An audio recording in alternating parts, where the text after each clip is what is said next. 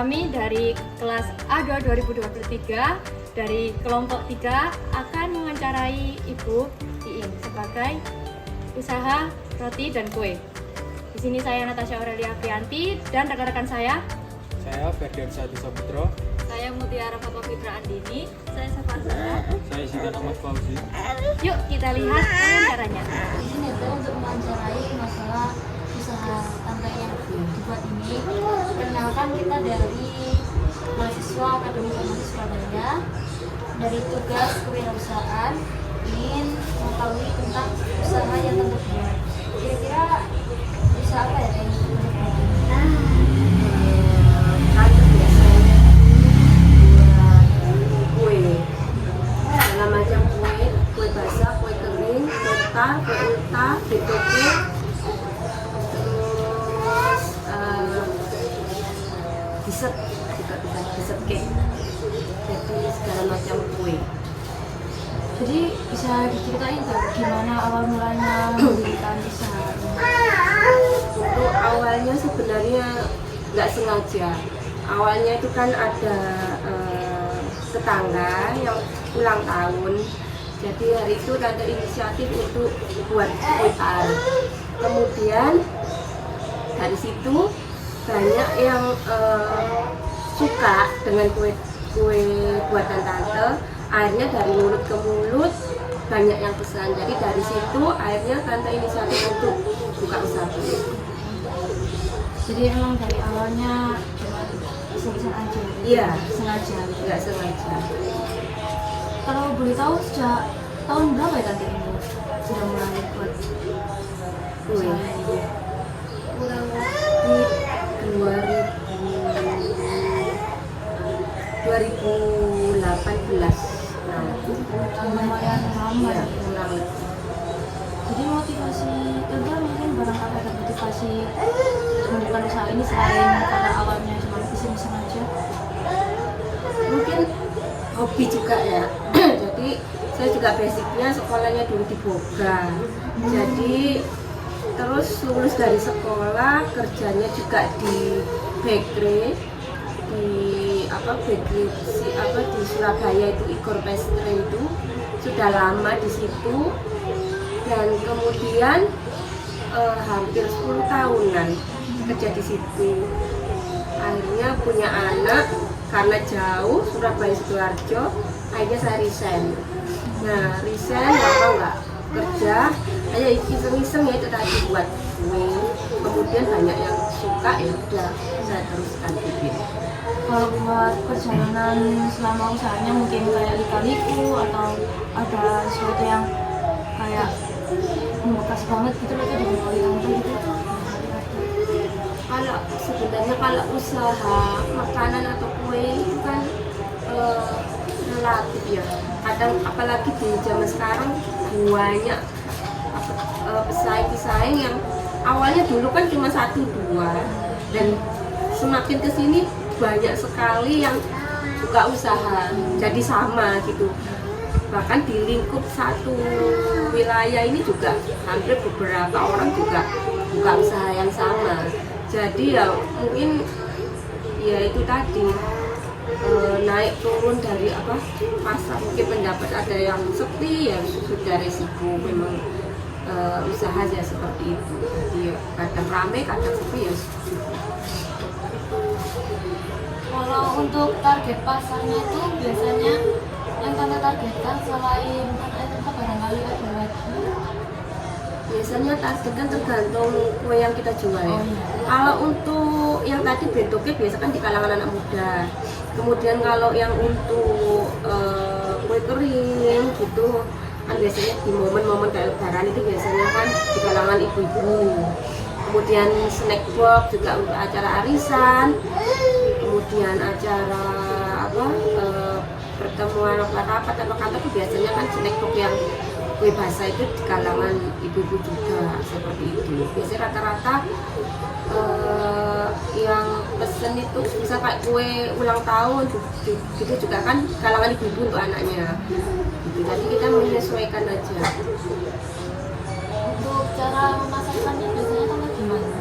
mungkin ada taruh di warung lain, Enggak. di sosmed gitu. Kita biasanya apa ya? Dari Ya, pesanan orang lain. iya, kita hanya terima pesanan aja.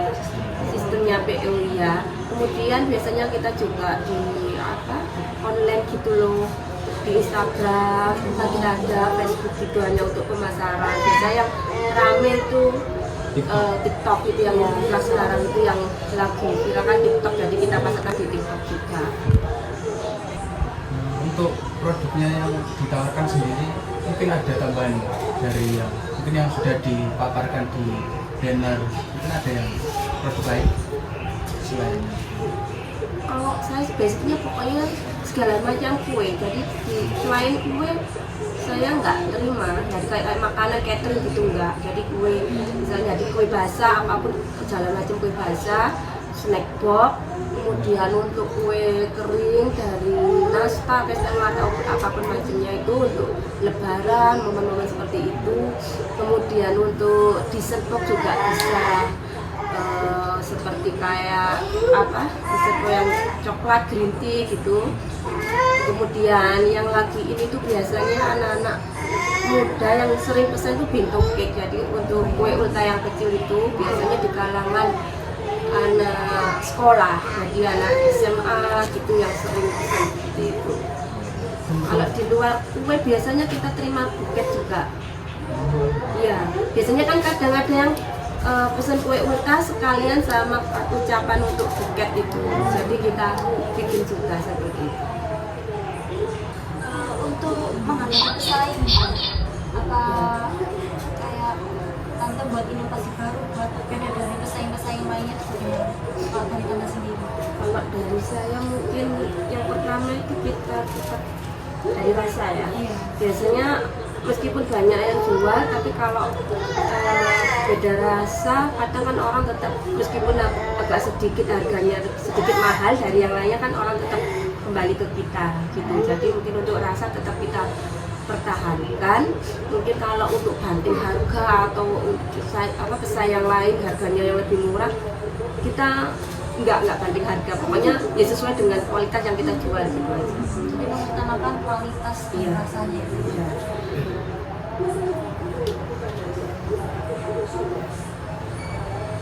Untuk awal-awal itu kan modalnya itu kan berbeda.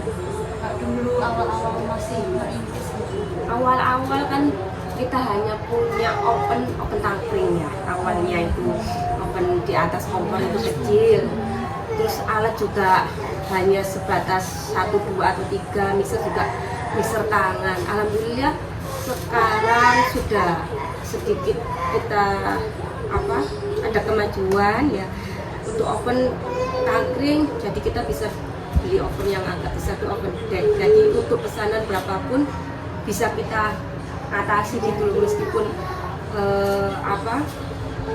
dalam lingkup bukan perusahaan besar, tapi kita bisa misalnya sehari ada pesan 200 snack box gitu bisa kita layani.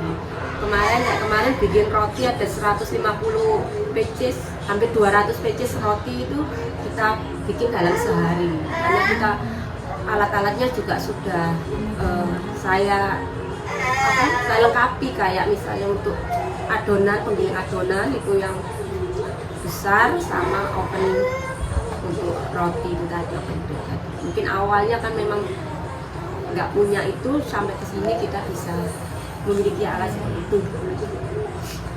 Maaf kalau mungkin apakah pernah rugi tuh? Kalau rugi itu kadang ya ada aja sih.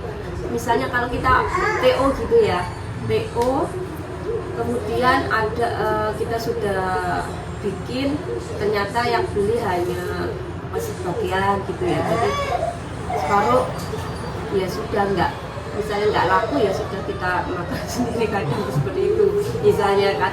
Tapi jarang sih, alhamdulillah. Hanya ya mungkin pas momennya kurang tepat, jadi mungkin pas kayak tanggal 2 gitu kan orang kadang keuangannya juga jadi nggak ada yang beli ya sudah gitu. Jadi ya anggap ya kita rugi di bahan, tapi apa ya itu tadi sisanya kita makan sendiri gitu. Itu harganya kira-kira stoknya tante itu berapa? Tergantung kuenya. Iya, tergantung kue.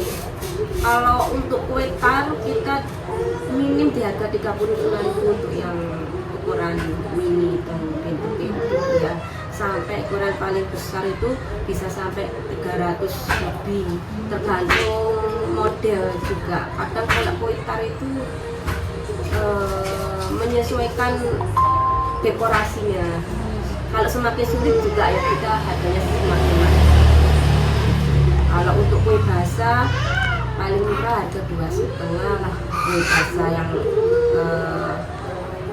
yang sedang biasa sampai di harga 5.000 6.000 bisa untuk yang kue basah. Kalau untuk kue kering kita paling murah di ukuran terkecil yang 250 gram itu biasanya 35 sampai 40.000 yang paling kecil. Menurut tante itu sesuai nggak harganya sama yang di pasar? Kalau yang kadang gini, kita kalau tergantung pasarnya juga.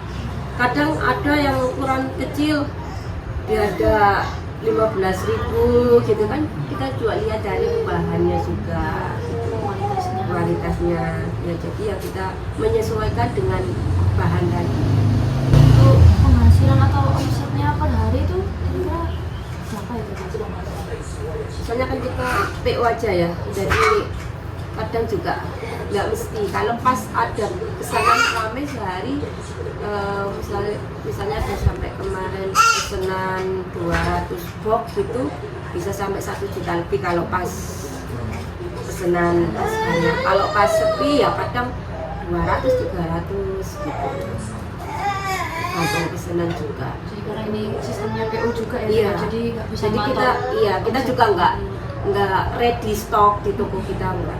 Kemarin juga ada yang mau pesan kue tar, mau pesen langsung diambil 1 jam, kita juga nolak karena kita bikinnya fresh, jadi nggak nyetok gitu. Baik, terima kasih atas wawancaranya. Sebelumnya mohon maaf bila ada salah kata. Terima kasih banyak. Kami wassalamualaikum warahmatullahi wabarakatuh.